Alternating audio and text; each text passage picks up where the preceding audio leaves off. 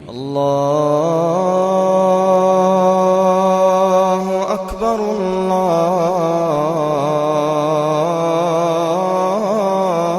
الله أكبر الله أكبر إن الحمد لله نحمده ونستعينه ونستغفره ونؤمن به ونتوكل عليه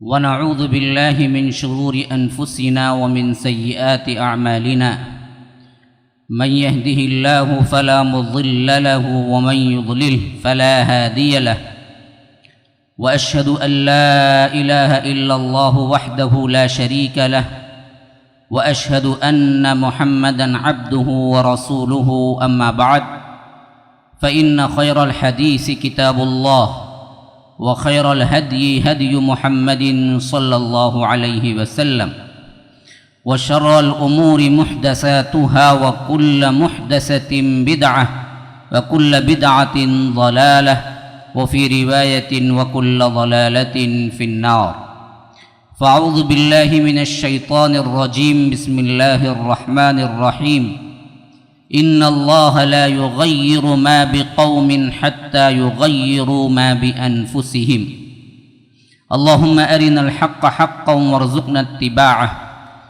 وأرنا الباطل باطلا وارزقنا اجتنابه اللهم علمنا ما ينفعنا وانفعنا بما علمتنا وارزقنا علما رب اشرح لي صدري ويسر لي أمري واحلل عقدة من لساني يفقه قولي برادران اسلام، واجب الاحترام بزرگوں، دوستوں اور عزیز ساتھیوں، لائق احترام ماؤں اور بہنوں،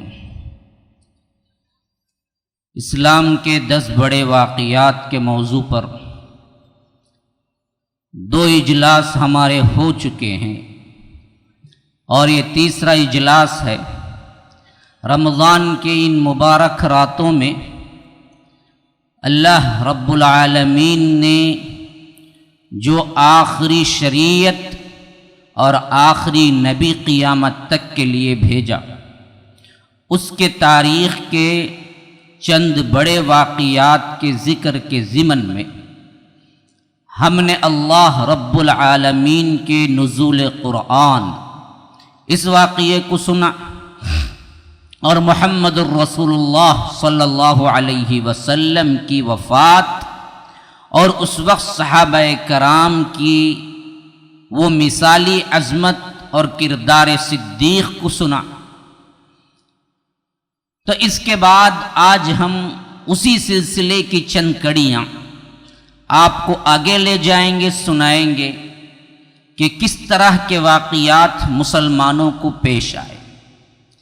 لیکن میں واقعہ برائے واقعہ سنانا نہیں چاہتا، واقعہ سننا ذرا اچھا لگتا ہے، انسان کو بہت جلد کھینچ لیتا ہے، لیکن ان مبارک راتوں میں کوئی قصہ کہانی سنا کہ آپ کو مزہ دینا یا سلانا مقصود نہیں ہے۔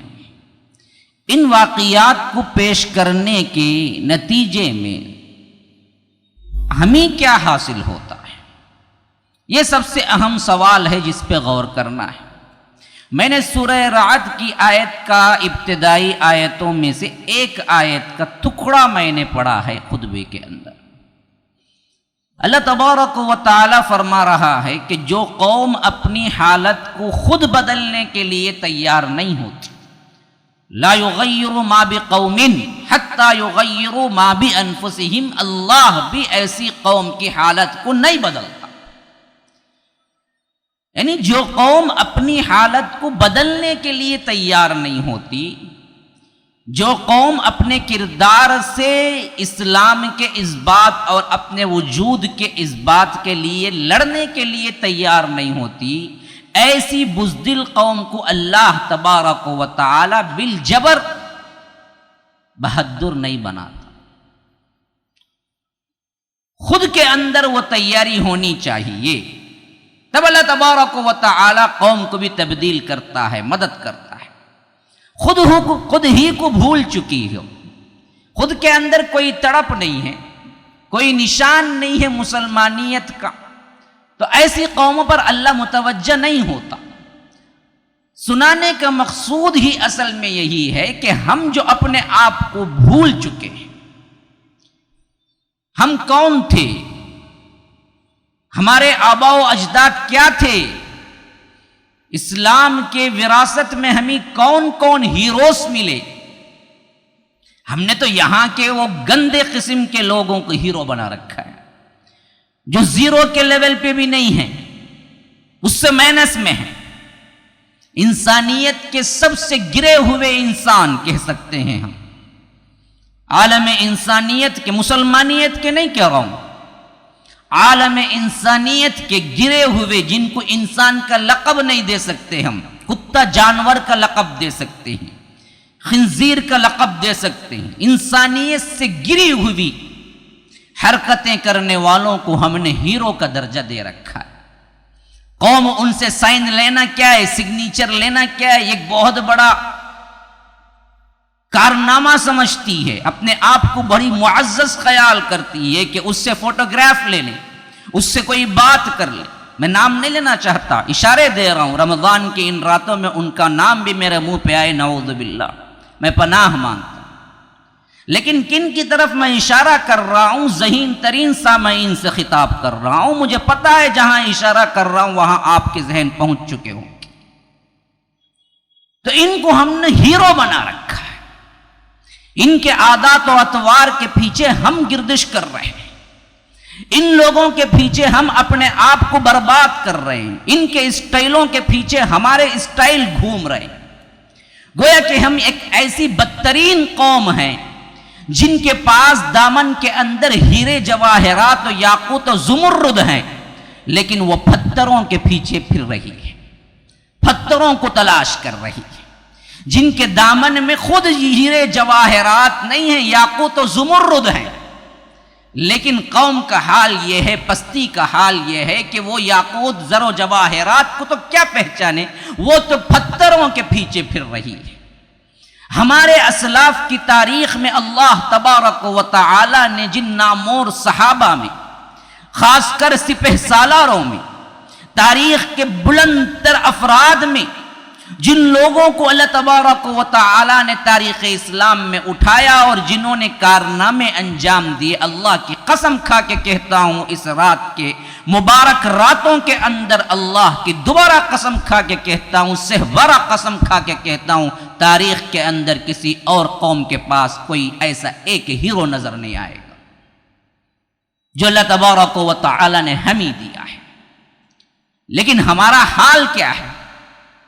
ہم نہ جانتے ہیں، نہ ان کی سی قوت، نہ ایمانی جذبہ، نہ ذوق شوق، نہ ان کا آئیڈیل، نہ ان کی مثال ہماری نظروں کے سامنے ہے، جنہوں نے قوموں کی کایا پلٹ دی تھی، جنہوں نے خانہ بدوشی سے اگر سر اٹھایا تو بلندی انسانیت کے معراج پہ پہنچے تھے، جن کی وجہ سے بڑے بڑے اسلام دشمنوں کو بھی کہنا پڑا کہ اگر ہمیں کسی کی پیروی کرنا ہو تو ابو بکر و عمر کی پیروی کرنا ہے۔ ہندوستان فتح ہوا، فتح ہونے کے زمانے کے اندر جس کو یہاں کا لقب مہاتما دیتے ہیں، مہا آتما، آتما روح، مہا آتما سب سے بڑی روح، گویا کہ وہ کیا ہے؟ وہ روح جو اللہ کی روح میں مل گئی، یہ ہندوؤں کا عقیدہ۔ مہاتما گاندھی قوم کا سب سے بڑا سرمایہ، غیروں نے بھی لکھا کہ انڈیا کا کوئی گفٹ پورے دنیا کو سرکاری طور پہ مل سکتا ہے تو وہ مہاتما گاندھی تھے۔ ہم بھی ان کے بعض چیزوں کے قائل ہیں، مجھے اس سے لینا دینا نہیں، ان کے ایک قول سے مجھے آپ کو نصیحت کرنی ہے۔ پوچھا گیا اگر آپ کو سلطنت دے دی جائے، انگریزوں نے پوچھا کس کسی حکومت کرنا چاہتے ہیں؟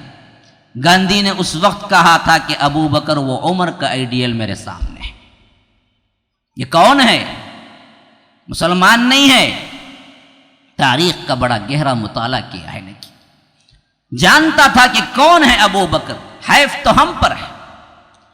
افسوس صد افسوس تو ہم پر ہے کہ ہم نہیں جانتے تاریخ اسلام کے واقعات، کیسے نامور شخصیتیں پیدا ہوئی، ہمارے تاریخ کے سرمایے میں کیا کیا کچھ ہے ہم نہیں جانتے. ہم نے نہ کبھی پڑھا، نہ کبھی ہمارے اوپر ہمارے آباء و اجداد کا کوئی فخر محسوس ہوا. ہم تو ذلیل ترین قوم بن کے رہ گئے. اسی لیے علماء نے لکھا ہے کہ جو قوم اپنے تاریخی طور پر اسلاف کو بھول جاتی ہے وہ بہت جلد بھلا دی جاتی ہے. آج پوری دنیا ہم کو بھلائے بیٹھی ہوئی ہے. وجہ کیوں ہے؟ ہم نے اپنے آپ کو بھلا دیا ہے.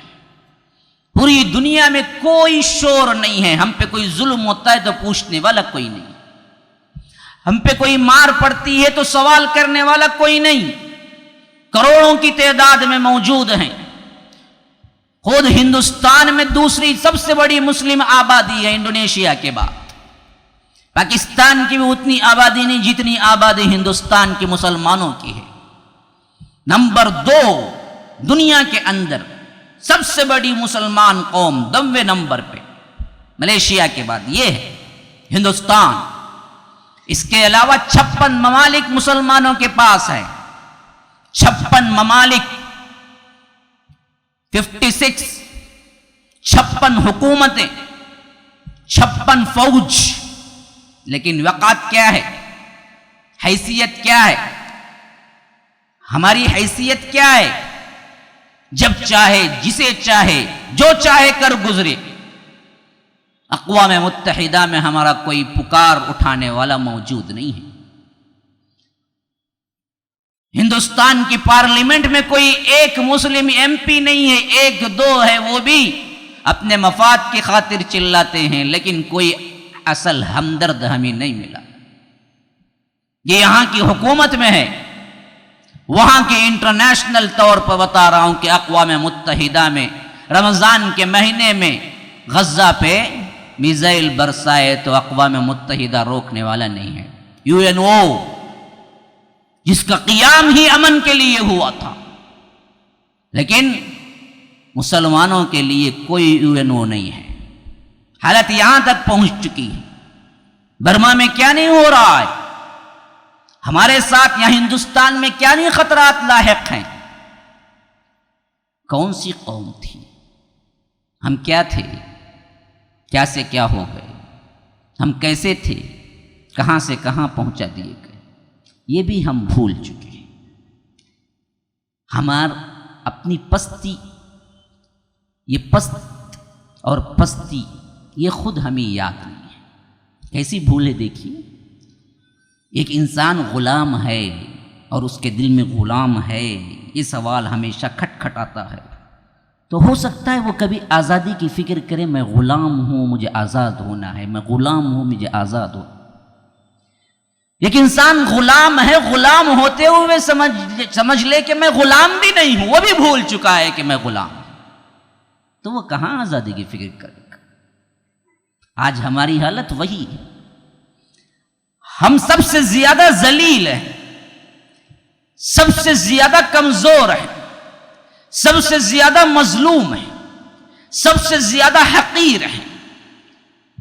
دوسری قوموں کی طرف للچائی ہوئی نظروں سے دیکھ رہے ہیں، گویا کہ ہمارے پاس کچھ نہیں ہے اتباع کے لیے. لیکن یہ تمام احساسات خود ہمارے اندر نہیں ہیں کہ ہم ذلیل ہیں. ہم سمجھتے ہیں بڑے اچھے ہیں، ہم سمجھتے ہیں بڑے آزاد ہیں، ہم سمجھتے ہیں بڑا ہی عیش و آرام کی زندگی ہے اور ہمیں کیا لینا دینا ہے. ذلیل ہیں بول کر بھی بھول گئے، حقیر ہیں بول کر بھی جذبہ نہیں ہے، پتہ ہی نہیں ہے. تو پھر کہاں سے ہم اس ضلالت سے نکلنے کی تیاری کریں گے؟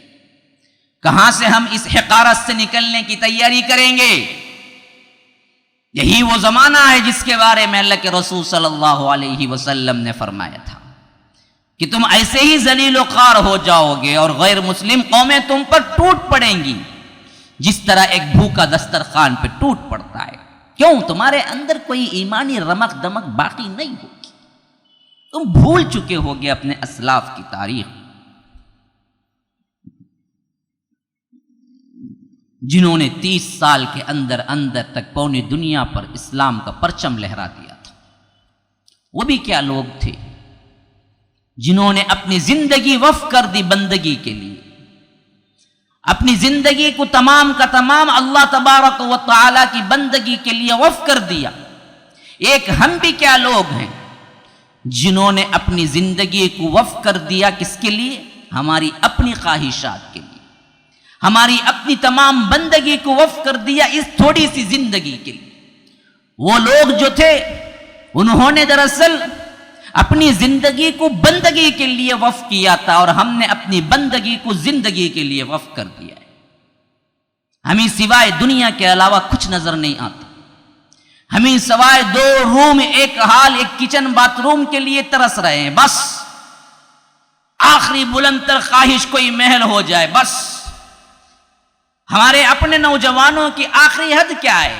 50,000 کی نوکری کر لوں، تھوڑا سا اور بلند ہو تو مجھے 1,00,000 مل جائے ماہانہ، بس میں مست اپنی زندگی گزاروں، میرے پاس کار ہو جائے، بنگلہ ہو جائے، فیسلٹیز ہو جائیں، آنا جانے کا خرچ آفس دے دے، بس اس حد تک ہم پہنچے ہوئے ہیں۔ اس سے بڑا کوئی اور سوچتا بھی ہے؟ کبھی غور بھی کرتا ہے؟ ہمیں اس سے بہت بلند سوچنا ہے، کبھی سوچا بھی ہے کسی نے؟ کیوں ہمارے پاس آئیڈیل نہیں ہے؟ آئیڈیل کیا ہے؟ ان پکچر میں جو نمونے دکھاتے ہیں ان ہیروز کا آئیڈیل ہے کہ وہ کیسے کار چلاتا، اس کی کھوٹی کتنی لمبی ہے، کتنی شاندار ہے، اس کی جاب کتنی اچھی ہے، اس کے ساتھ کی لڑکی کتنی خوبصورت ہے۔ ان چکروں میں پھر رہے ہیں ہم، بس اس سے زیادہ ہماری سوچ بلند ہوتی ہی نہیں۔ ہم قوم کے لیے کیا کر سکتے ہیں؟ اسلام پکار رہا ہے، اسلام زوال پذیر ہے، اسلام پورے اپنے طور پر اپنی شان و شوکت کھو چکا ہے۔ ہمیں آگے بڑھنا ہے، ہمیں آگے بڑھ کے مسلم امت کے امام بننا ہے، قوموں کے لیے اندر وہ اجاگر کرنا ہے وہ جذبہ۔ کبھی سوچا ہی ہے؟ ہمارے نوجوانوں کو کبھی سوچا ہی ہے؟ ہمارے والدین کبھی بچوں کو یوں بھی سکھاتے ہیں کہ بیٹا یہ سب کچھ نہیں ہے، تمہیں اپنے قوم کا امام بننا ہے، حالانکہ اللہ نے خود سکھایا ہے هب لنا من ازواجنا وذریاتنا قرۃ اعین وجعلنا للمتقین اماما۔ یہ دعا خود سکھایا ہے کہ مانگو، تمہیں قوموں کا امام بننے کے لیے اللہ نے پیدا کیا ہے، تمہیں نوکری کرنے کے لیے پیدا نہیں کیا ہے، تمہاری فضیلتیں منزلتیں بہت بلند رکھی ہیں، تم اس طرح دعا مانگو، اے اللہ ہمارے ذریت کو ہمارے آنکھوں کی ٹھنڈک بنا دے، ہماری اولاد۔ ہب لنا من ازواجنا وذریاتنا، ہماری بیویاں اور ہماری اولاد قرۃ اعین، ہماری آنکھوں کی ٹھنڈک بنا دے، وجعلنا للمتقین، اور ان میں سے بنا متقین کو، ان میں سے مالدار لوگوں کو، میری اولاد کو مالدار بنا دے۔ یہ نہیں مانگا، میری اولاد کو متقین بنا دے، اور متقین بھی کیسا متقین؟ للمتقین اماما، متقین کا امام بنا دے میری اولاد کو۔ یہ سطح کسی اور کی ہے؟ بیٹھنے والے کتنے ہیں والدین، کبھی انہوں نے اپنی اولاد کے لیے اے اللہ میری اولاد کو متقین کا امام بنا، مانگا ہے کبھی؟ کیوں سوچ پہنچتی ہی نہیں ہے وہاں تک؟ ارے متقین کا امام کیوں جی، مجھے تو کیا ہے 50-75 ہزار کی نوکری میرے بیٹے کو دلوا دے، ابھی انجینئرنگ پڑھ کے آیا ہے، یہ دعا مانگیں گے؟ سوچ وہاں تک پہنچی تو نہ مانگیں گے؟ سوچ کی اتنی پستی ہے کہ پہنچتے ہی نہیں ہو تم وہاں تک، تو مانگیں گے کیسے؟ ہم اگر الٹا چاند کو مانگ لیں گے، سورج کو مانگ لیں گے، توڑ کے لا کے رکھ دوں گا، محبت میں کہیں گے تیرے لیے چاند بھی توڑ کے لا کے رکھ دوں گا، پتہ نہیں یہ چاند کو توڑنے گئے تک زندہ بھی رہے گا یا نہیں، لیکن بولیں گے چاند بھی توڑ کے لا کے رکھ دوں گا۔ اس طرح کی اوٹ پٹانگ باتیں تو کریں گے، لیکن ہماری سوچ کی ذہنی سطح بہت گر چکی ہے۔ کیوں؟ ہم نے اپنے اسلاف کے کارناموں کو بھلا دیا۔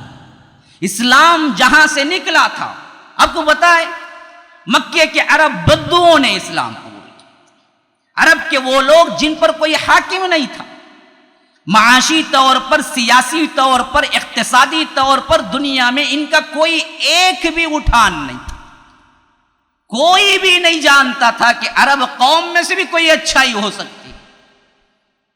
اس دور کی دنیا کے اندر 2 ہی قومیں عروج پہ تھی، قوم کے لوگ یا دنیا کے سارے لوگ جانتے تھے تمدن کی حیثیت سے، معاشرت کی حیثیت سے، حکومت کی حیثیت سے، سیاست کی حیثیت سے، اقتصادیت کی حیثیت سے صرف دو قوموں کو جانتے تھے۔ ایک ایران کی قوم تھی جو صدیوں سے حکومت کرتی چلی آ رہی تھی، ایک روم کی قوم تھی جو صدیوں سے حکومت کرتی چلی آ رہی تھی۔ اس کے علاوہ دنیا میں ایک طرف یہ ہندوستان تھا جہاں پر کیا ہے جاٹوں کی حکومت تھی، یا نہیں تو اس کے الگ الگ قبائل کی حکومت تھی۔ ویسے زیادہ سیاست میں اس کا نام نہیں تھا، یہ جوگیوں کی بستی تھی، سیاست میں تو ویسا نام نہیں تھا۔ یہاں پر فلسفہ پنپا ہے، یہاں اقلیات کے بڑے بڑے امام ہوئے ہیں، لیکن سیاست میں زیادہ مشہور نہیں تھا۔ اس زمانے کے لحاظ سے کچھ مشہور تھا تو ہاتھی کے لحاظ سے ہندوستان مشہور تھا۔ ہاتھی یہاں کا اصل جانور مانا جاتا تھا، سیاسی قوت کی حیثیت سے بھی ہاتھی بہت اہمیت رکھتا تھا، ہندوستان کا ہاتھی۔ ورنہ عموم دنیا کے اندر دو ہی قومیں تھیں جن کا رعب بھی تھا، جس کو لوگ جانتے بھی تھے، ایک ایران کی قوم تھی، ایک روم کی قوم تھی۔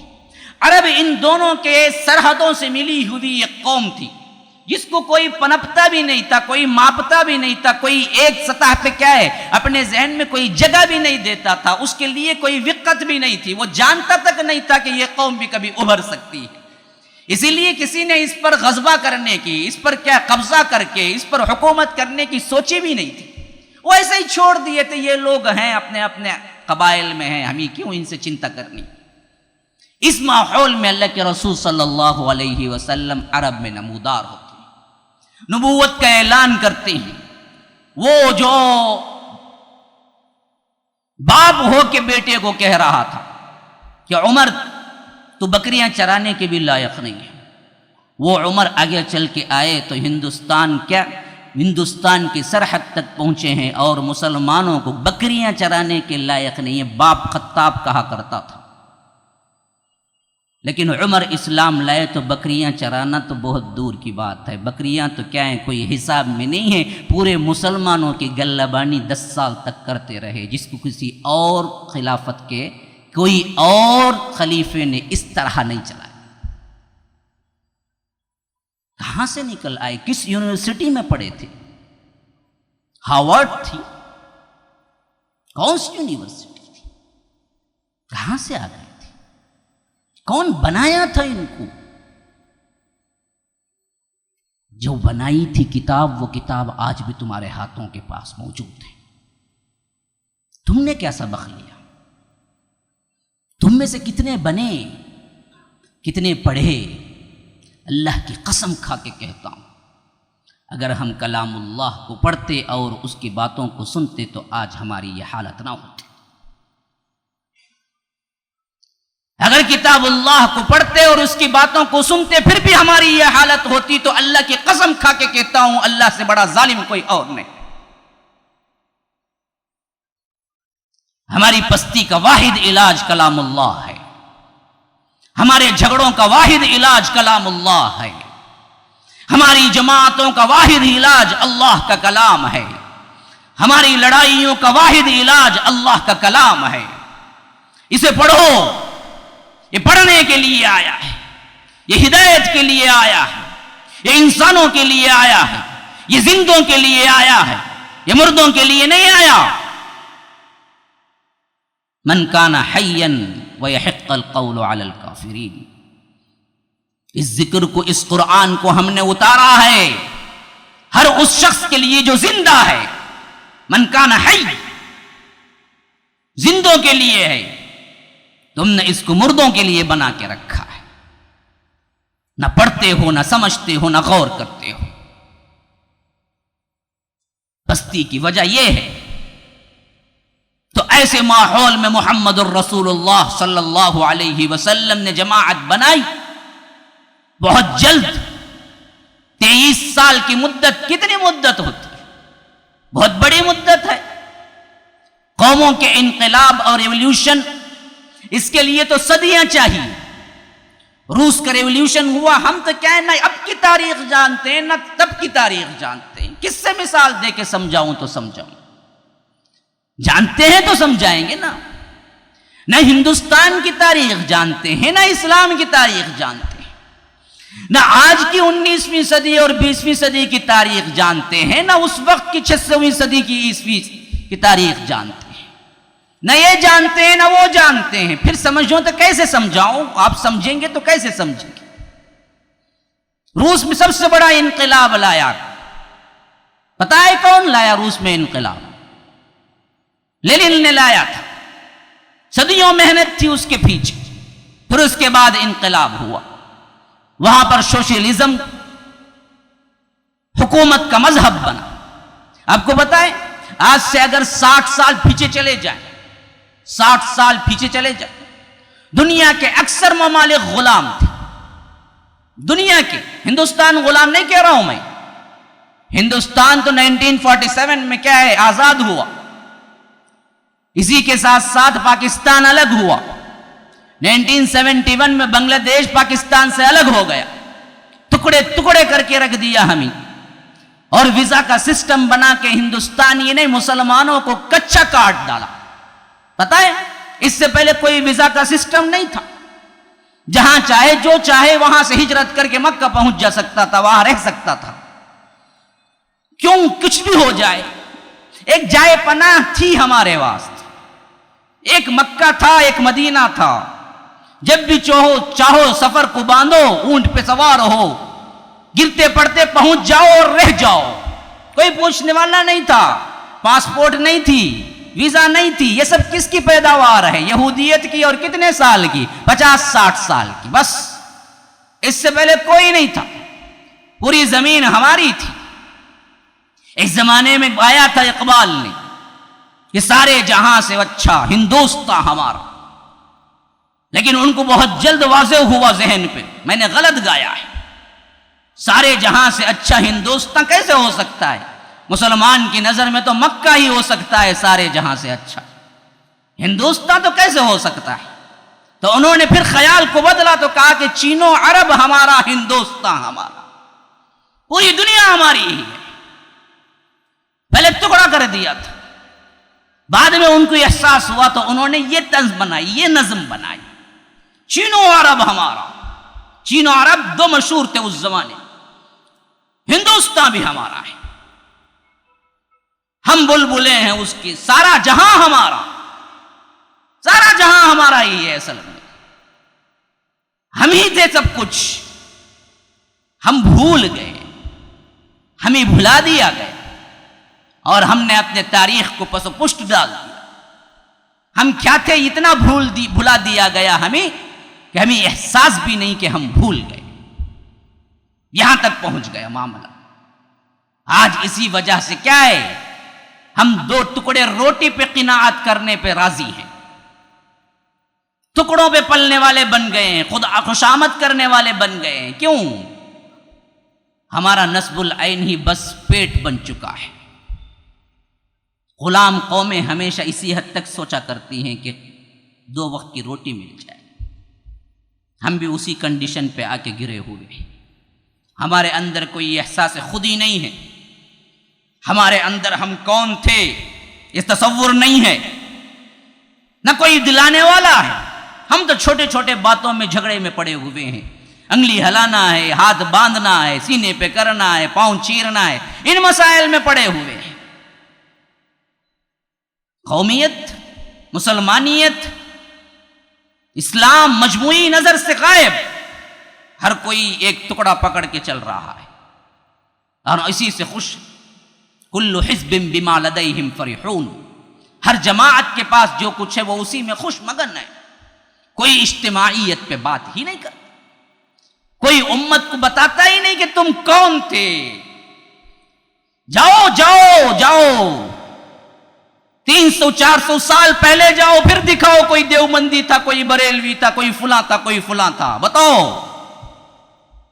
یہ سب اب کے تفریقے ہیں جنہوں نے مسلم امت کو کاٹ کے رکھ دیا ہے. ہم تو ایک تھے، اور جینا ہمارا مقصد کیوں تھا؟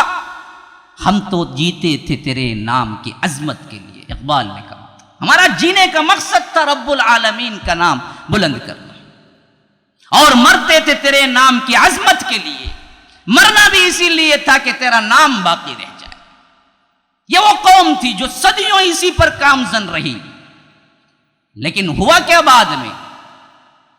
ہم تو وہ حالت میں پہنچ گئے جیسے تیل نچھڑنے والا تیل کو نچاڑ کے کیا کرتا ہے جھلنی میں، وہ تلجھٹ جو باقی رہ جاتا ہے اس کو اٹھا کے پھینکتا ہے۔ اسی طرح ہماری امت میں سے اچھے لوگوں کو اللہ نے چن چن کے اٹھا لیا۔ اب جو قوم کے لیڈر بنے وہ تلجھٹ کے مانند ہیں جس کے اندر کوئی خیر باقی نہیں رہتا۔ امت کو خطاب کرنے والا آج کوئی نہیں ہے، امت کی حیثیت سے بولنے والا کوئی نہیں ہے۔ جماعت میں ٹکڑوں کو کرنے والے بہت ہیں، ٹکڑوں میں سے ٹکڑے نکلنے والے بہت ہیں، لیکن اجتماعیت پہ خطاب کرنے والا کوئی نہیں ہے۔ کوئی سمجھائے انہیں کہ تم کون تھے؟ آؤ سمجھو، عرب کی یہ قوم جن پر کبھی کوئی نظر بھی نہیں پڑی تھی دنیا کی، 23 سال کی زندگی میں پورے عرب پہ چھا گئے۔ اللہ کے رسول صلی اللہ علیہ وسلم کی وفات ہوئی تو ابو بکر سریر آ رہا ہے، خلافت ہوئے، خلافت کے گدی پہ بیٹھے تو کیا لے کے بیٹھے؟ معلومات تھا، خزانہ تھا، بجٹ بڑا تھا، پارلیمنٹ پختہ تھی، عمارت کیا ہے، نیوکلیئر ویپنز بھی اس کے اندر داخل نہ ہو سکتے تھے، نہیں، چھپر پہ بیٹھا کرتے تھے، کھجور کے تنے سے بنا ہوا چھت تھا اور اس میں سے بھی پانی ٹپکتا تھا، تب بارش پڑتی تھی، مٹی زمین پہ بیٹھ جاتے تھے، تہبند پہنا کرتے تھے، کپڑا اتنا باریک ہوا کرتا تھا کہ خود وہ تہبند بھی کیا ہے اپنی کمر پہ نہیں ٹکا سکتے تھے، اتنے کمزور لاغر، لیکن جب آئے تو کیا کارنامے دکھائے؟ تو معلوم ہوا دنیا کی یہ چوکا چند، دنیا کے اندر کی یہ رونق، دنیا کے اندر کی یہ چمک دمک، دنیا کے اندر کا یہ آرام و آشائی، اصل یہ چیز دلیل نہیں ہے کہ اسلام ترقی کر رہا ہے۔ تب تو اللہ کے رسول کے زمانے میں ترقی نہیں ہوئی تھی، نہیں، کوئی بنیاد، کوئی بہت بڑی عمارت، کوئی محل نہیں تھا جو سب سے پہلا خلافت کا گھر بنا، وہ تو ایک کھجور کے تنے سے بنی ہوئی ایک عمارت تھی بس، جہاں چاہے اپنا ٹکڑا ہی، اپنی ہی چادر کا ٹکڑا ڈال کے بیٹھ جائیں تو وہی عدالت بن جائے، الگ سے کوئی کوٹ نہیں تھا، جہاں خلیفۃ المسلمین اپنے کھاندے کا چادر اتار کے ڈال کے بیٹھ جائیں وہی عدالت تھی، لیکن ایسی عدالت تھی کہ جس کے اندر کبھی کوئی خلاف ورزی نہیں ہوتی تھی، کبھی کوئی ظلم نہیں ہوتا تھا، جس کے اندر بڑے سے بڑا صحابی کیا بڑے سے بڑا شہنشاہ بھی آ جائے تو اس کے لیے بھی کوئی رعایت نہیں تھی، اس کے لیے بھی کوئی ڈر نہیں تھا۔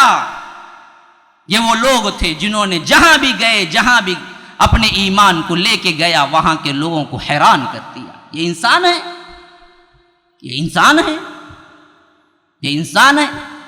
مدائن کی فتح جب ہوئی، سعد ابن ابی وقاص نے دیکھا کہ مدائن کے محل کے سامنے دریا ہے، دریا کے پار ہے فتح کرنے کی مدائن کی پارلیمنٹ، جہاں صدیاں حکومت کرتے آ رہے تھے ایرانی، کسرا جہاں پر بیٹھا کرتا تھا صدیوں سے، عمارت سامنے، بیچ میں دریا، دریا کے اس پار لشکر، لشکر کا امیر سعد ابن ابی وقاص، عشرۃ المبشرہ کے اندر آنے والا صحابی، اللہ کے رسول صلی اللہ علیہ وسلم کے رشتے کے ماموں، جن کو اللہ کے رسول نے کہا تھا کہ فدا ہو ابی، میرے ماں باپ تم پہ قربان۔ صحابی کی ایمانی غیرت نے للکارا، سعد بن ابی وقاص نے کہا کہ دریا ہمیں روک دے گا،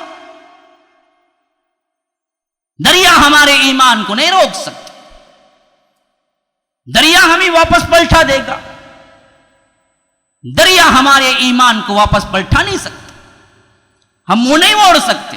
مدائن سامنے، حکم دیا کہ گھوڑے ڈالو سمندر کے اندر، دیکھتے ہیں آج دریا غالب آتا ہے یا اللہ تبارک و تعالی پر ایمان غالب آتا ہے۔ ڈالو گھوڑے۔ طبری کے اندر روایات موجود ہیں، تاریخ ابن کثیر کے اندر روایات موجود ہیں، البدایہ والنہایہ کے اندر روایات موجود ہیں، قصے کہانیاں نہیں۔ ڈالا انہوں نے گھوڑا، دنیا حیران ہے، سمندر پہ گھوڑے چل رہے ہیں، پورا لشکر چل کے آیا ہے سمندر پہ گھوڑوں کے ساتھ۔ مدائن کے فوج نے دیکھا وہاں سے کہ سمندر پہ گھوڑے ڈال کے گھوڑے چل کے آ رہے ہیں۔ انہوں نے کہا یہ انسان نہیں، دیواں آنند، دیواں فارسی زبان تھی ان کی، انہوں نے کہا دیواں آنند، دیواں آنند، دیواں آنند، بغیر جنگ کیے بھاگ گئے۔ یہ تو کوئی دیو لگتے ہیں، جن لگتے ہیں، یہ تو انسان نہیں، ان سے جنگ کون کرے؟ تو سمندر میں گھوڑے ڈال کے چل کے آ رہے ہیں، اس طرح زمین پہ چل کے آتے تھے۔ ایمان کی قوت تھی، سمندر نہیں روک سکا، سمندروں پہ بھی فاتح بن کے نکلے۔ آج کون ہے ہم میں سے جو ایمانی قوت بتلا سکے؟ تو عرب کے اندر پیدا ہوئے اللہ کے رسول صلی اللہ علیہ وسلم، 23 سال کے اندر پورا عرب۔ پھر اس کے بعد حضرت ابو بکر صدیق کو کتنا ملا پتہ ہے؟ 11 ہجری 12 ہجری، 11 کا بھی ربیع الاول گزر چکا تھا، 12 ربیع الاول خلیفہ بنے تو 3 مہینے پہلے ہی ختم، محرم صفر ربیع الاول، تو 11 کے بالکل 9 مہینے ملے۔ پھر 12 اور 13 میں وفات پا گئے، بالکل 2 سال 2 مہینے یا 3 مہینے وفات۔ لیکن ان 2 سالوں کے اندر کیا کارنامے انجام دی، سلطنت کو کہیں سے کہیں پہنچا دیا۔ ان کے واقعات میں آپ کو بالکل مختصر کر کے سناتا ہوں کہ سب سے بڑے واقعات میں اصل میں کیا واقعہ ہے حضرت ابو بکر صدیق کے دور خلافت۔ جب خلافت پہ بیٹھے تو سب سے پہلے مقابلہ ہوا ان جھوٹے مدعیان نبوت کا جو اللہ کے رسول کی وفات پر اعلان کر چکے تھے کہ ہم بھی نبی ہیں، بلکہ وفات پر نہیں کہنا چاہیے، اللہ کے رسول کی زندگی کے آخری ایام ہی میں۔ ایک تھا طلیحہ، ایک عورت بھی تھی سجاح، اور اسی طرح مسیلمہ۔ ان تینوں کی بڑی لمبی چلی، اور بھی بہت سو نے کر دیا، لیکن جن پر لشکر جمع ہوئے، جن سے جنگیں ہوئی، جن کو اللہ تبارک و تعالی نے غالب کروا کے دکھایا اپنے رسول کی امت کو، یہ ان میں سے بڑے بڑے لوگ تھے۔ طلیحہ بن خویلد اسدی، اس نے اعلان کیا کہ میں بھی نبی ہوں، اور اس کے قبیلے کے لوگ جمع ہو گئے۔ حضرت ابو بکر صدیق نے خلافت جیسے ہی سنبھالی، سب سے پہلے ان کے خلاف جنگی دستے بنائے اور بھیجا، جاؤ کوئی مدعی نبوت ہو اس سے مناظرہ نہیں ہے، اس سے مناقشہ نہیں ہے، اس سے بات چیت نہیں ہے، اس سے سمجھانا نہیں ہے، اسے جواب ہے مارنا، گردن اڑاؤ۔ اسلام نے یہی سکھایا ہے۔ آج قادیانی پنپتا ہے ہمارے اندر، کیوں پنپتا ہے؟ اس نے جب اعلان کیا میں مدعی نبوت کا، نبی ہونے کا، تو ہم مسلمانوں نے اس سے مناظرہ کیا، مناقشہ کیا، بات چیت کی۔ کوئی مسلمان اٹھ کے اسی وقت قتل کر دیتا تو مسئلہ ہی دب جاتا۔ اسی لیے ابو بکر نہیں بولا ہے کہ بھائی تو نبی کہہ رہا ہے، تیرے پاس ثبوت کیا ہے؟ ضرورت نہیں ہے ثبوت کی، بات ہی کرنے کی نہیں ہے، ڈائریکٹ لشکر بھیجا، جاؤ جا کے اس کو ختم کرو۔ خالد ابن الولید اس کی سرگردگی کے لیے پہنچے، اس فوج کو لے کر قریب پہنچے تو طلیحہ کے درمیان بڑا زبردست دونوں کے درمیان لڑائی ہوئی، اور آخرکار اس کے جو صاحبین تھے انہوں نے کہا کہ فوج میں لوگ کمزور ہوتے جا رہے ہیں، مسلمان غالب آتے جا رہے ہیں، کوئی وحی لائے جبرائیل۔ وہ یوں بنا کے بیٹھا ہوا تھا چادر اوڑھ کے، گویا کہ وحی کے انتظار میں جھانسا دے رہا تھا۔ تو قریب کا جو صاحب تھا اس کا وزیر، وہ دوڑتا ہوا آیا اور کہا کہ طلیحہ جبرائیل آئے، کوئی وحی لائے؟ نے کہا کہ نہیں ابھی تک تو نہیں آئے ہیں، جاؤ جا کے جنگ کرو، میں ابھی بلاتا ہوں، آتی۔ پھر گیا، زوردار جنگ ہو رہی تھی اور زیادہ غلبہ ہو گیا مسلمانوں کا، تو پھر دوڑتا ہوا آیا اور کہا کہ جبرائیل آئے؟ کہا کہ نہیں، ابھی تک تو نہیں آئے ہیں، انتظار کر رہا ہوں، جاؤ جا کے جنگ کرو۔ پھر تیسری مرتبہ گیا اور جنگ کر رہا تھا اور زیادہ مسلمانوں کا غلبہ ہو گیا، یقین ہو گیا کہ اب تو فتح ہو جائے گی، تو دوڑتا ہوا آیا اور کہا کہ طلحہ کیا جبرائیل آئے؟ کہا کہ ہاں اب آئے تھے۔ کیا کہا؟ کہا کہ چکی تمہارے پاس بھی ایک ہے، میرے پاس بھی ایک ہے، تم چاہو تو بھی پیس ڈالو، وہ چاہے تو بھی پیس ڈالیں۔ تو وہ پلٹ کے کہا کہ اچھا ایسی چکی اب تیرے لیے تیار ہے، تجھے پیس کے رکھ دے گی۔ پھر باہر آیا، کہا کہ لوگوں یہ غدار ہے، جھوٹا ہے، کذاب ہے، اسے کوئی وحی نہیں آتی، بدبخت اب کہہ رہا ہے کہ چکی تمہارے پاس بھی ہے، ہمارے پاس بھی ہے، تم سب لوگ چھوڑ کے بھاگو اس کو، یہ ہم سب کو ورغلا رہا تھا، یہ نہ جنگ کرنے کے قابل ہے نہ ہمیں بچا سکتا ہے، خالد ابن الولید۔ تو وہ بھی بھاگا، قوم بھی بھاگی، یہاں تک کہ اللہ تبارک و تعالی نے فتح دی حضرت خالد ابن الولید کو۔ تو وہاں سے ایک دوسرا سردار مالک بن نویرہ ہے، یہ بھی ساتھ دیا تھا، یہ بھی مرتد ہو گیا تھا۔ خالد ابن الولید نے اس سے بھی جنگ کرنے کی ٹھانی۔ آپ کو میں بتا رہا ہوں کہ کیا پوائنٹس بولنے کے لیے میں واقعات اشارے کر رہا ہوں، بڑے لمبے واقعات ہیں، لیکن پوائنٹس ذہن میں رکھیں کہ کیا بتانا مقصود ہے میرا۔ مالک بن نویرہ کو بڑی جنگ کے بعد گرفتار کر لیا حضرت خالد ابن الولید نے، اور پوچھا کیا اللہ کے رسول سے تو نے بیعت نہیں کی تھی؟ مسلمان نہیں ہوا تھا، پھر مرتد کیوں ہو گیا؟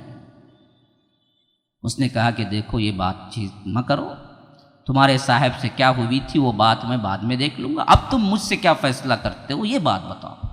خالد ابن الولید کو اچانک غصہ چڑھا، وہ بات بات میں کہہ رہا تھا کہ تمہارے صاحب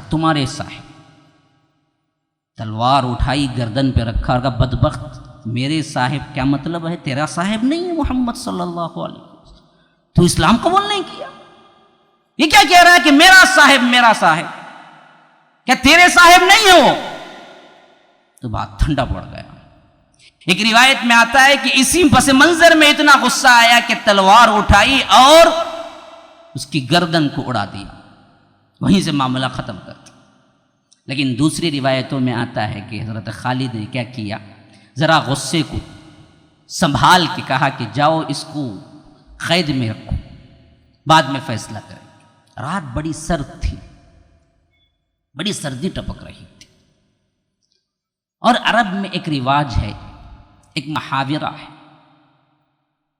محاورہ یہ ہے کہ گرمی میں کسی کو، ٹھنڈک میں کسی کو گرمی پہنچانا ہو یا شال وغیرہ دینی ہو یا شال دو یہ کہنا ہو تو دعفتو یہ لفظ استعمال کرتے ہیں۔ یہ لفظ دو معنی ہیں، ایک مطلب یہ ہوتا ہے کہ گرمی پہنچاؤ، دوسرا مطلب یہ ہوتا ہے کہ قتل کر دو۔ گرمی پہنچاؤ ہم بھی کہتے ہیں نا، گرم معاملہ کیا کرو تو کیا مطلب؟ غصہ کیا، گرم معاملہ کرو تو گرم معاملہ ہے۔ وارم ویلکم ہم کہتے ہیں انگلش میں، وارم ویلکم۔ کیا وارم ویلکم؟ گرم گرم کرے کوئی چیز پیش کیا گیا، نہیں، جوش میں آ کے وہ کیا ہے، استقبال کیا، یہ مطلب ایک اور۔ تو ایک گرم کا معنی یہ ہوتا ہے، نارمل معنی ہوتا ہے کہ گرم کرو۔ ایک گرم کا معنی یہ نہیں ہے اسے گرمی بتلاؤ کا مطلب اڑاؤ اس کی گردن۔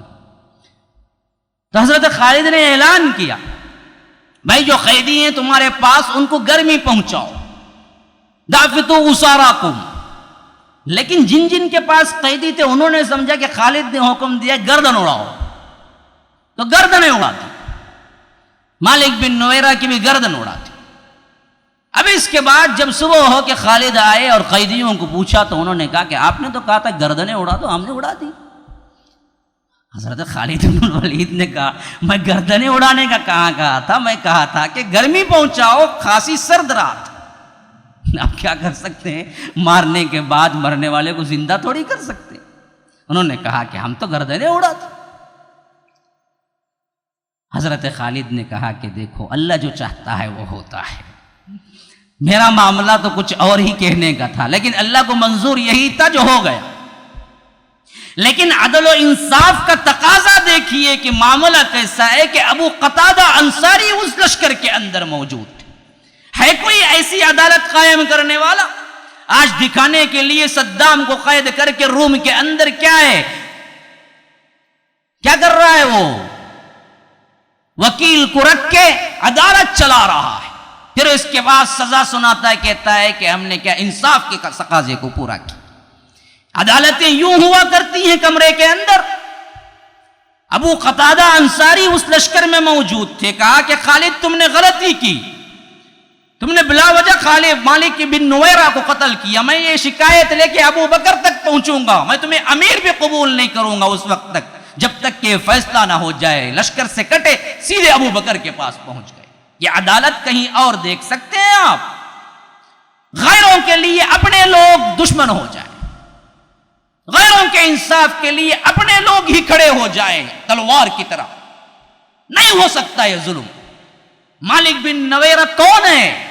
دشمنان اسلام میں سر فہرست، مرتد ہو چکا ہے، جس کی سزا قتل، لیکن ہوا معاملہ غلطی۔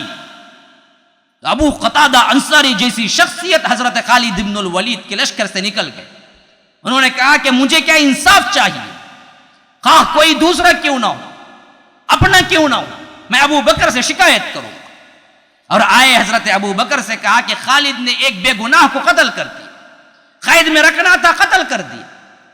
حضرت خالد بن الولید کا پورا واقعہ اللہ کے رسول صلی اللہ علیہ وسلم کے یہ صحابی بڑے ہی مدبرانہ حیثیت سے سنے، حتیٰ کہ عمر جوش میں آ گئے۔ انہوں نے کہا کہ خالد کو معزول کر دو اور بلا کے سزا دو۔ کون کہہ رہا ہے؟ عمر جیسی شخصیت کس سے کہہ رہا ہے؟ ان کو جن کو اللہ نے کہا کہ سیف من سیوف اللہ، اللہ کی تلواروں میں سے ایک تلوار ہے، لیکن عدل کا تقاضا ہے۔ عدل کہہ رہا ہے کہ یہاں ناانصافی ہوئی ہے، اپنوں نے کی ہے، غیروں پہ ہوئی ہے، لیکن پھر بھی عدل اسلام کبھی معاف نہیں کیا۔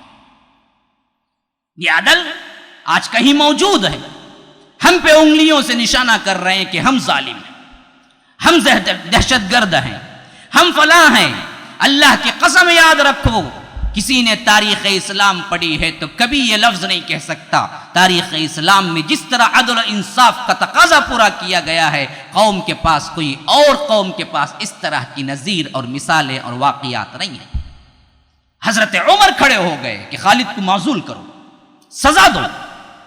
ابو بکر نے کہا کہ عمر ذرا صبر سے کام لو، میں بلاتا ہوں۔ ایک مرتد کو قتل کرنے کا، یہ وہ جو قیدی بن کے آ گیا ہو لیکن اس کے خلاف اٹھ کھڑے ہوئے ہیں کوئی ایک صحابی، صرف یہ بات لے کے اتنی بڑی بات بنی کہ فوج کے سپہ سالار کو فوج روکنی پڑی، اور حضرت خالد بن الولید کو حضرت ابو بکر نے بلایا کہ آؤ میرے پاس، فوری سب چھوڑ کے آؤ،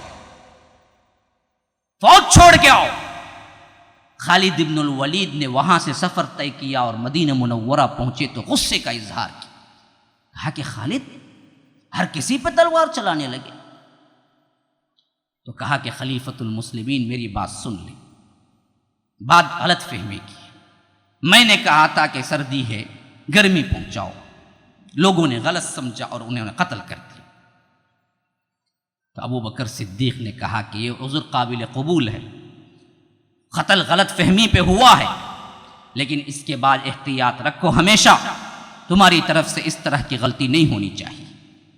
اس طرح کی نصیحت کی اور اس کے بعد دوبارہ جنگ پہ بھیجنا چاہا تو حضرت عمر جیسی شخصیت آڑے آ گئی، کہا کہ ابو بکر خلیفۃ المسلمین آپ ان کو دوبارہ نہ بھیجیں، یہ غلطی بھی دراصل ان کی اس طرح سپہ سالار رہتے ہوئے ذمہ داری پہ غلطی کرتے ہیں تو یہ سپہ سالار کے لائق نہیں، ان کو نہ بھیجیں اور ان کی سزا کے لیے کچھ نہ کچھ آپ ضرور بالضرور انہیں دیں۔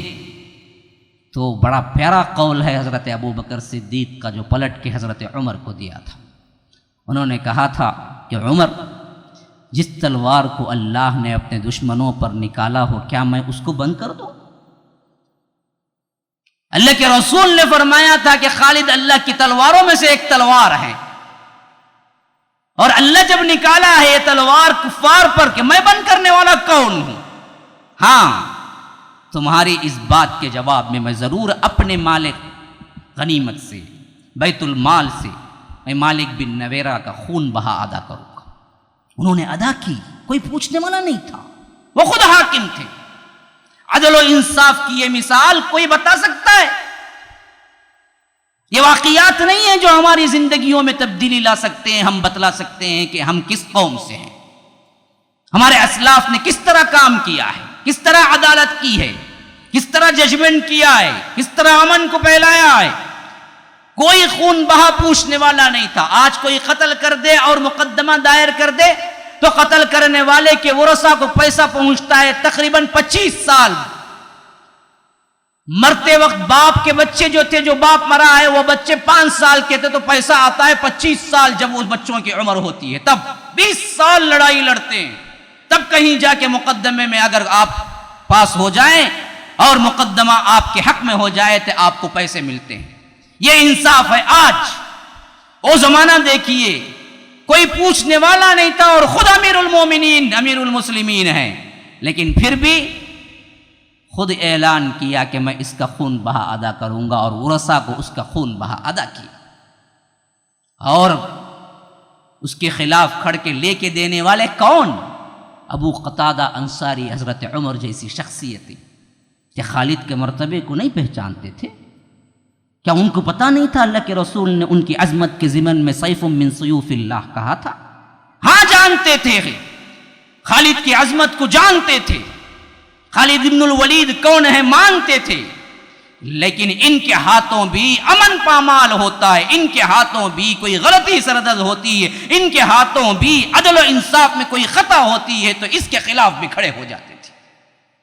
یہ تھے ہم، جو آج ہمارے عصبیت کی نشانی یہ ہے کہ اپنی جماعت کا کوئی فرد کتنا ہی غلطی کیوں نہ کرتا ہے تب بھی ہم تعریف کرتے ہیں۔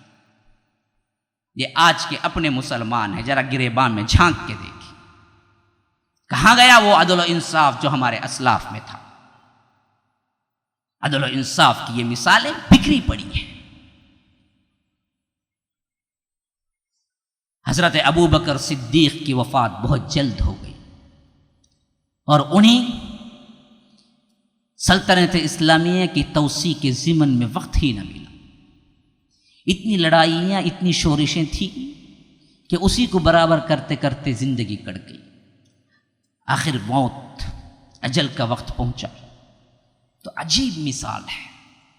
ابو بکر صدیق وفات پانے کے قریب ہوئے، معمولی سی بخار بہانہ بن گئی۔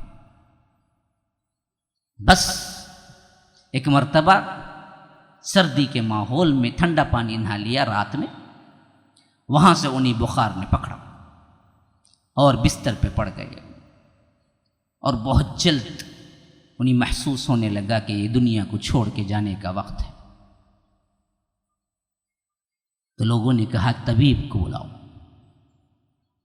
طبیب کو بلاؤ۔ ابو بکر نے کہا کہ آج کوئی طبیب مجھے برابر کرنے والا نہیں ہے، چھوڑ دو۔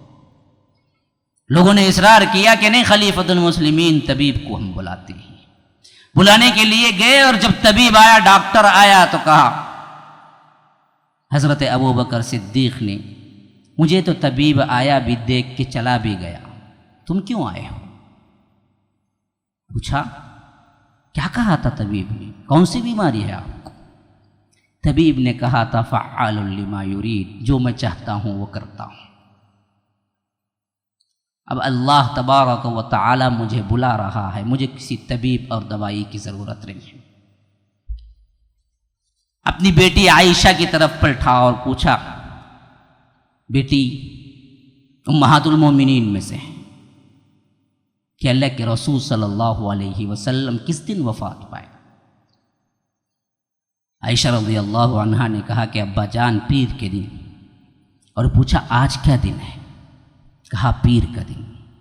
تو کہا کہ امید ہے کہ میں شام کے اندر اندر اللہ سے ملاقات کر لوں گا۔ مرنے میں بھی سنت یہ ہو کہ جس دن اللہ کے رسول نے مرا ہے اسی دن میں بھی مرنے کا خواہش مند ہوں۔ ایسی سنت کی پیروی کرنے والا بھی کہیں دیکھا ہے آپ نے؟ جو لوگ یہ کہتے ہیں کہ داڑھی تو سنت ہے نا جی، ہاں ہمارا ایمان تو یوں ہے ہیلے بہانے کرنے میں۔ وہاں صدیق کا ایمان دیکھیے وہ کیا کہہ رہے ہیں کہ جس دن اللہ کے رسول مرے ہیں، وفات پائے ہیں، اسی دن میں بھی وفات پانا چاہتا ہوں۔ اور اس کے بعد کہا ام المؤمنین حضرت عائشہ اپنے بھائی عبداللہ بن ابو بکر کہا جاؤ کفن کے لیے کپڑا لے آؤ، ابھی زندہ ہے۔ بیٹے کو بلا کے کہا کہ بیٹا نئے کپڑوں کی ضرورت زندوں کو ہوتی ہے، میں تو اب مرنے والا ہوں، مجھے اسی کپڑوں میں دفنا دینا جو میں پہنے ہوئے ہوں۔ نیا کفن لینا بھی گوارا نہیں کیا، تم لوگوں کو زیادہ ضرورت ہوگی اسے، تم لوگ پہنو، مجھے اسی میں جو چادر میں اوڑے ہوئے ہیں اسی میں کفن دے دینا، مردے کو کیا پڑی ہے کہ پرانے کفن نئے کفن سے، وہاں تو اعمال کا سودا ہوتا ہے، وہاں کفن کا تو سودا ہوتا ہے۔ یہ کون لوگ ہیں، کبھی پڑھی ہیں ان کی تاریخیں آپ لوگ؟ پھر اس کے بعد اپنے غلام کو بلایا، پوچھا جس دن سے میں خلافت پہ بیٹھا ہوں اس دن سے لے کر آج تک تم بیت المال سے مجھے کیا کیا خرچہ کرتے رہے ہو، حساب لگاؤ۔ غلام نے حساب لگایا، کہا کہ اتنا پیسہ ہے۔ تو اپنی بیٹی کو بلایا ام المومنین کو اور کہا کہ بھائی سے کہہ دینا کہ میرے مرنے کے فوراً بعد جتنا پیسہ میں لیا ہوں یہ 2.5 سال میں سب کا سب پائی کا پائی ادا کر دینا، میرے جو کچھ بھی مال ہیں اس کو بیچ کر، پھر اس کے بعد وراثت تقسیم کر لینا۔ اور کہا کہ بیت المال سے جو چیزیں یہاں آئی ہیں اس میں کیا ہے اب باقی؟ کہا کہ آپ کا ایک جوڑا ہے جو آپ نے لیا ہے بیت المال سے، ایک گھوڑا ہے، اس کے علاوہ ایک تلوار ہے اور ایک غلام ہے۔ کہا کہ وہ سب کے سب جو بعد میں آنے والا خلیفہ ہے جو بھی بنے گا اس کو دے دینا، اس کا حق جب تک میں رہا اسی وقت تک رہا، میری وفات کے بعد ان چیزوں کو استعمال کرنے کا کوئی حق گھر والوں کو نہیں ہے۔ تو جب یہ چیزیں حضرت عمر کو پہنچی اور بتایا گیا کہ انہوں نے خلافت جو 2.5 سال کی تھی اس کی ایک پائی بھی نہیں لی ہے اور سب کا سب واپس کر دیا ہے، تو کہا کہ عمر نے، ابو بکر نے مجھے مشکل میں ڈال دیا، اس حیثیت سے میں کہاں خلافت کر سکوں، بعد کے آنے والوں کے لیے بھی کوئی ایک پیسہ لیے بغیر خلافت کرنی ہوگی۔ پھر اس کے بعد یوں رکھے ہوئے تھے چہرہ، زمین پہ رکھی اور کہا کہ رب العالمین تیرا یہ بندہ ہے، معافی چاہتا ہے۔ کون گناہوں سے ڈر رہا ہے؟ کون؟ وہ صدیق اکبر جس کے لیے اللہ کے رسول نے شہادت دی تھی کہ میں اور عمر یوں حشر کے میدان میں اٹھیں گے، ادھر صدیق ہوگا ادھر عمر ہوگا۔ لیکن اللہ کا خوف کیسے ہے، ڈر کیسے ہے؟ پھر اس کے بعد حضرت ابو بکر صدیق نے آنکھیں بند کر لی۔ یہ بالکل آخری موقع تھا جب معلوم ہوا کہ ایران کا ایک سردار اور ایک بہت بڑا صحابی، ایک جرنیل آپ کی خدمت میں حاضری دینا چاہتا ہے۔